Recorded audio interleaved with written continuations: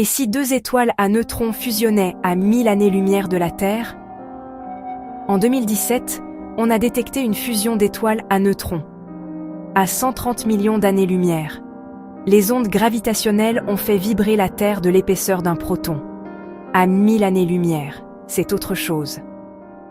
Une kilonova, l'explosion la plus lumineuse de l'univers après un trou noir. Elle surpasse l'éclat de toute notre galaxie pendant plusieurs jours. Depuis la Terre, une deuxième lune apparaît dans le ciel, aussi brillante en plein jour. Pendant 72 heures. Ce n'est pas métaphorique. Les astronomes l'ont calculé. Mais derrière cette beauté, un déluge de rayons gamma, de neutrinos, de rayonnement X. Notre magnétosphère absorbe une partie de ce rayonnement. Pas tout. Les satellites en orbite basse sont détruits en minutes. GPS mondial. Communication satellitaire. Réseau militaire. Tout tombe en même temps.